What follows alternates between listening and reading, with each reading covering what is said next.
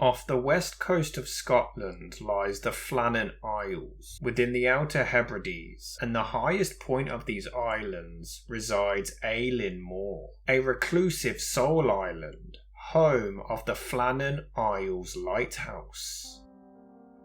Designed by David Allen Stevenson, the lighthouse was first constructed between 1895 and 1899, standing at 75 feet tall or 23 metres, costing around £1,899 to build, which is around £277,066 today.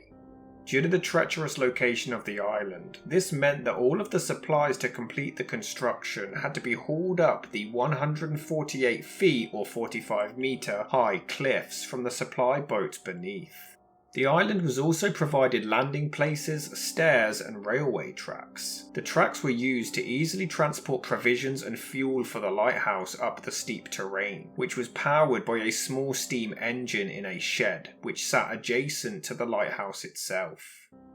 Though uninhabited by humans, the islands, Eilean Moor in particular, did have a good history of breeding sheep, but allegedly no shepherd ever dared to stay on the island overnight due to reports of an evil spirit haunting the area. It was on December the 7th, 1899, when the Flannan Isles Lighthouse first shone its light across the treacherous ocean.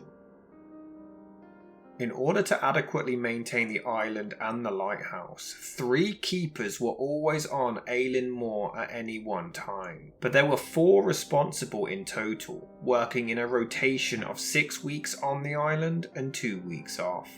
At the time of this event, the 3 keepers on the island were 43-year-old married father of 4 James Ducat, who had 20 years experience as a lighthouse keeper, 40-year-old married father of 2 Donald MacArthur, and 28-year-old Thomas Marshall, while the 4th man in rotation left on the mainland was Joseph Moore. But unfortunately, this wouldn't be enough to stop this tragedy from taking place. On December the 15th, 1900, steamer Arctur was on a trip from Philadelphia, Pennsylvania to Leith in Scotland when they passed by the Flannan Islands, but despite facing extremely poor weather conditions, Captain Holman couldn't see any light from the lighthouse to help assist him.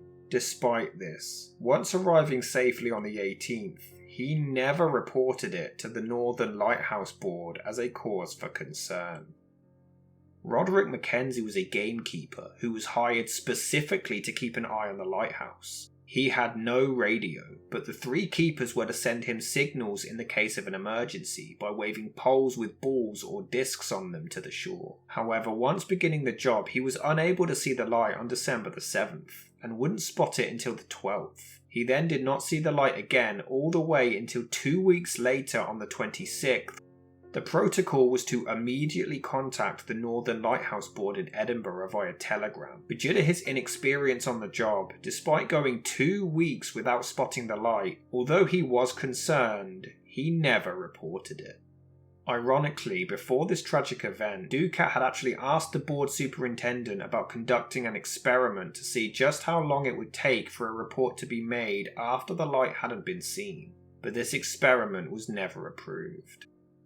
It was on December the 20th when the Hesperus was due to leave from Brisclett in Lewis, Scotland, but was unable to do so due to the poor weather. However, they ended up reaching the Flannan Isles on the 26th, and what they found has puzzled the world for well over a century.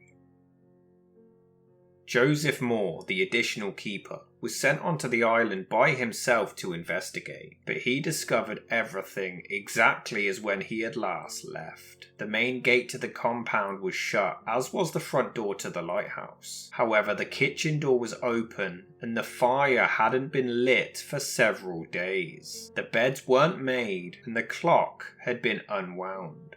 Quote, I then entered the rooms in succession, found the beds empty just as they left them in the early morning. End quote. But the lighthouse keepers were nowhere to be seen.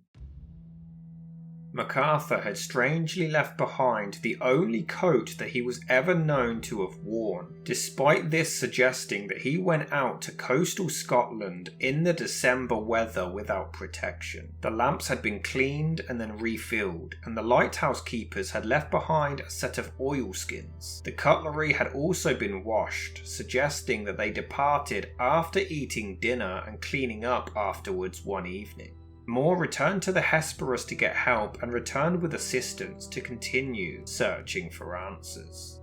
While the east landing where they had docked was seemingly untouched, the west landing told a different story.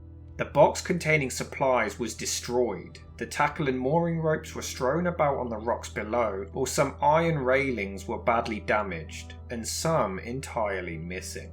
The lifebuoy, which was only used for emergencies, was also gone, but it was concluded that it hadn't been removed by man. It was believed that a huge wave most likely dislodged it. What makes this bizarre is that this was 110 feet above sea level. Though investigator Mike Dash later reported that some waves have been known to reach as high as 300 feet on the island, the lighthouse itself showed no signs of such an enormous wave striking it or the island that day, though there were signs of poor weather on the west landing, which had also been noted inside the keeper's log. A rock that weighed over a ton had somehow been displaced, and an iron railway by a path was completely wrenched out of its concrete. At the top of the cliff, which was around 200 feet or 60 meters above sea level, some turf had also been completely ripped away from the edge of the cliff. There was no flag in their flagpole, and none of the usual provision boxes were left on the landing stage as usual for restocking. Desperate to find the missing lighthouse keepers, the captain of the Hesperus blew his ship's whistle and even fired a flare gun, but received no response. It was now when Captain James Harvey sent a telegram to the Northern Lighthouse Board, quote, "A dreadful accident has happened at the Flannans. 3 keepers, Ducat, Marshall and the Occasional, have disappeared from the island. The clocks were stopped and other signs indicated that the accident must have happened about a week ago. Poor fellows, they must have been blown over the cliffs or drowned trying to secure a crane." End quote. It was on December the 29th when Northern Lighthouse Board Superintendent Robert Moorhead arrived on the island to conduct a full and thorough investigation. He not only knew all 3 of the missing men, but he had even recruited them all personally himself. Upon examination, he was convinced that Ducat and Marshall headed down to the western landing stage for some reason, while MacArthur abandoned the lighthouse during the heavy rain without his coat. This, coupled with the fact that whoever had left the lighthouse last completely unattended was breaching the NBL rules, led him to believe that this must have been an emergency. Upon examining the state of the West Landing, he was reported as saying, quote, "The damage was difficult to believe unless actually seen." End quote. His final report concluded, quote, "From evidence which I was able to procure, I was satisfied that the men had been on duty till dinner time on Saturday the 15th of December, that they had gone down to secure a box in which the mooring ropes, landing ropes, etc. were kept, and which was secure in a crevice in the rock, about 110 feet above sea level, and that an extra large sea had rushed up the face of the rock, had gone above them and coming down with immense force, had swept them completely away." End quote. What caused confusion and mass speculation is that none of the 3 missing bodies were ever found, causing mysterious sightings in newspapers for years. Theories ran from alien abductions to sea serpents carrying them away, to the trio arranging for a ship to take them away to start new lives somewhere else, to them being picked up by foreign spies, to even meeting their fate through the malevolent presence of a boat of spirits. This is all backed up with the fact that there were no signs of a struggle, no signs of a big wave hitting the lighthouse, and everything being left exactly as it always had been. The mystery lingered in the area for years, and the reputation of the lighthouse was greatly tarnished, especially for any lighthouse keepers who took on the job afterwards, some of which even claimed to have heard the names of the lost keepers being whispered on the island to them. However, over the years the tragedy turned into legend and began to greatly get muddled between fact and fiction. It was in 1912 when a ballad known as Flannan Isle by Wilfred Wilson Gibson claimed, quote, "Yes, as we crowded through the door we only saw a table spread, for dinner, meat and cheese and bread, but all untouched and no one there, as though when they sat down to eat, ere they could even taste, alarm has come and they in haste had risen and left the bread and meat, for the table had a chair, lay tumbled on the floor." End quote. However, this story was disputed as it suggested the place was left a mess as if they rushed out in a hurry, which wasn't actually the case. Furthermore, though some of the log entries were genuine, others were altered over the years. Supposedly, on December the 12th, Marshall wrote that they were experiencing, quote, "severe winds, the likes of which I have never seen before in 20 years. End quote.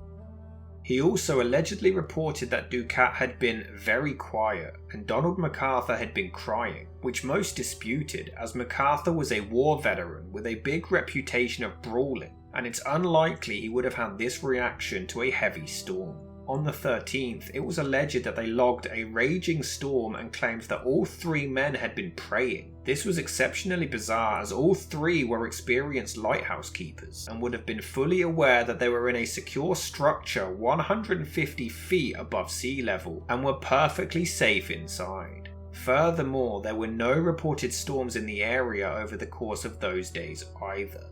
The final alleged log entry came on the 15th. Which read, quote, "Storm ended, sea calm, God is over all." End quote. However, Mike Dash concluded that these log entries never actually took place and were merely fictionalized additions later included in the story. It's worth noting that the coastline of Eilean Moor contains narrow gullies and the West Landing ends inside a cave. With such high seas and storms, the water rushes inside and explodes out again with huge force. So it is possible that Marshall and Ducat were trying to fetch supplies from the box, which was then destroyed and dislodged. MacArthur may have spotted some large waves approaching and ran down without his coat to warn them before also being swept away himself. It was later discovered by researcher James Love that Marshall had previously been fined 5 shillings for losing his equipment to the sea, so it is possible that he feared it would happen again. This would explain why MacArthur suddenly left his coat behind as well as the oilskins, but it would not explain why the front door and main gate were also closed during such an emergency. Walter Audibert was a keeper on the island in the mid-1950s, and he believed that 1 man was washed into the sea and the other 2 attempted to rescue him, but sadly followed the same fate. This, however, was called into question, as the very experienced keepers would have been very unlikely to risk their own lives during such conditions. In 1925, the lighthouse became one of the first Scottish lights to receive communications from the shore in the form of wireless telegraphy, and the island's transport system became modernised in the 1960s, with the railway being removed, leaving behind only the concrete bed. The advancements would only continue on September 28, 1971, when the lighthouse became automated and a reinforced concrete helipad was built to enable maintenance during the heavy weather. Another theory is that MacArthur got involved in a fight with one or both of the other keepers, as he was often described as being a rather volatile character. Some believe that this fight broke out, which resulted in all 3 of them falling to their deaths and their bodies being swept away by the treacherous sea. While the fictitious logbook entries were discarded, the genuine ones did note low morale between the lighthouse keepers, so some believe that they merely hallucinated a storm due to their isolated lifestyle.